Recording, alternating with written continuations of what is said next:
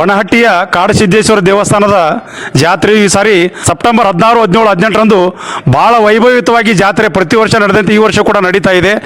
ಈ ವರ್ಷ ಮಂಗಳವಾರಪೇಟೆ ದೈವಮಂಡಳಿಯ ಹಿರಿಯರು ಹಾಗೂ ಬನಹಟ್ಟಿ ನಗರದ ಸಮಸ್ತ ಗುರು ಹಿರಿಯರು ಒಂದು ನಿಶ್ಚಯ ಮಾಡಿದ್ದಾರೆ. ಅದರ ಜೊತೆಗೆ ಕಾಡಸಿದ್ದೇಶ್ವರ ಅಣ್ಣ ದೇವಸ್ಥಾನದ ದಾಸೋಹ ಸಮಿತಿಯವರು ಮತ್ತು ಸಮಸ್ತ ಸದ್ಭಕ್ತರ ನೇತೃತ್ವದಲ್ಲಿ ಇವತ್ತು ಈ ವರ್ಷ ರೊಟ್ಟಿಯ ಜಾತ್ರೆ ನಡೀತಾ ಇದ್ದು, ರೊಟ್ಟಿಯ ಜಾತ್ರೆ ದಿನಾಂಕ 15/9/2025ರಂದು ಬೆಳಗ್ಗೆ 10:30 ಬನಹಟ್ಟಿಯ ನಗರದ ಹಳೆಯ ಕಾಡಸಿದ್ದೇಶ್ವರ ದೇವಸ್ಥಾನದ ಮೂಲಕ ಭವ್ಯವಾದಂಥ ಮೆರವಣಿಗೆ ಮೂಲಕ ಬನಹಟ್ಟಿಯ ಕಾಡಸಿದ್ದೇಶ್ವರ ದೇವಸ್ಥಾನದಲ್ಲಿ ಆ ರೊಟ್ಟಿಗಳನ್ನು ತಂದು ಆ ರೊಟ್ಟಿಯನ್ನು ಪ್ರಸಾದದ ರೂಪದೊಳಗೆ ಬಂದಂಥ ಎಲ್ಲ ಭಕ್ತರಿಗೆ ಅನ್ನವನ್ನು ಕೊಡುವಂಥ ಒಂದು ವಿಶೇಷ ಕಾರ್ಯಕ್ರಮವನ್ನು ಈ ಬಾರಿ ಸಮಸ್ತ ಗುರು ಹಿರಿಯರ ನೇತೃತ್ವದಲ್ಲಿ ಆ ಕಾರ್ಯಕ್ರಮ ನಡೀತಾ ಇದ್ದು, ಈ ಕಾರ್ಯಕ್ರಮಕ್ಕೆ ಮತ್ತು ಭವ್ಯ ಮೆರವಣಿಗೆಗೆ ಹೆಚ್ಚಿನ ಸಂಖ್ಯೆಯಲ್ಲಿ ಶ್ರದ್ಧೆಯ ತಾಯಂದಿರು, ಸಜ್ಜನ ಬಂಧುಗಳು, ನಗರದ ಗುರು ಹಿರಿಯರು ಎಲ್ಲರೂ ಈ ಕಾರ್ಯಕ್ರಮದಲ್ಲಿ ಭಾಗವಹಿಸಬೇಕು ಅಂತೇಳಿ ವಿನಂತಿಯನ್ನು ಮಾಡ್ಕೋತಾ ಇದ್ದೀವಿ. ಉತ್ತರ ಕರ್ನಾಟಕದಲ್ಲಿ ಒಂದು ವಿಶೇಷವಾದಂಥ ಪಟಾಕ್ಷಿಯ ಜಾತ್ರೆ ನಮಗೆ ನೋಡ್ಲಿಕ್ಕೆ ಸಿಗುತ್ತೆ. ಜೊತೆಗೆ ಅಂತಾರಾಷ್ಟ್ರೀಯ ಮಟ್ಟದ ಕುಸ್ತಿ ಪಂದ್ಯಾವಳಿಗಳು ಬನಹಟ್ಟಿಯಲ್ಲಿ ನೋಡ್ಲಿಕ್ಕೆ ಸಿಗುತ್ತೆ.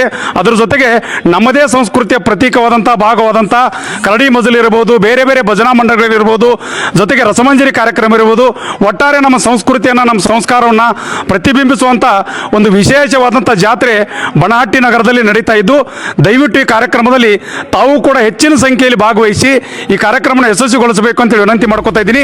ದಯವಿಟ್ಟು ತಾವು ಕೂಡ ಮನೆಗಳಲ್ಲಿ ಏನು ರೊಟ್ಟಿಯನ್ನು ಸಂಗ್ರಹ ಮಾಡಿದಂಥ ರೊಟ್ಟಿಗಳನ್ನು ಸೋಮವಾರ ನಡೀತಕ್ಕಂಥ ಆ ಭವ್ಯವಾದಂಥ ಮೆರವಣಿಗೆಯಲ್ಲಿ ಆ ರೊಟ್ಟಿಗಳನ್ನು ತಾವು ತಂದು ಆ ಮೆರವಣಿಗೆಯಲ್ಲಿ ತಾವು ಪಾಲ್ಗೊಂಡು ಮೆರವಣಿಗೆಯನ್ನು ಯಶಸ್ವಿಗೊಳಿಸಬೇಕಂತೇಳಿ ಮಂಗಳವಾರಪೇಟೆ ದೈವ ಮಂಡಳದ ವತಿಯಿಂದ, ಸಮಸ್ತ ದೈವ ಮಂಡಳಗಳ ವತಿಯಿಂದ ಹಾಗೂ ಕಾಡಸಿದ್ದೇಶ್ವರ ಅಣ್ಣ ದೇವಸ್ಥಾನ ಸೇವಾ ಸಮಿತಿ ವತಿಯಿಂದ ಹಾಗೂ ಬನಹಟ್ಟಿ ನಗರದ ಸಮಸ್ತ ಕಾಡಸಿದ್ದೇಶ್ವರ ಸದ್ಭಕ್ತರ ವತಿಯಿಂದ ತಮ್ಮೆಲ್ಲರಲ್ಲಿ ಅತ್ಯಂತ ಕಳಕಳಿಯಿಂದ ವಿನಂತಿಸಿಕೊಳ್ತಾ ಇದ್ದೀವಿ. ಶ್ರೀ ಕಾಡಸಿದ್ದೇಶ್ವರ ಮಹಾರಾಜ್ ಕಿ, ಶ್ರೀ ಕಾಡಸಿದ್ದೇಶ್ವರ ಮಹಾರಾಜ್ ಕಿ ಜೈ.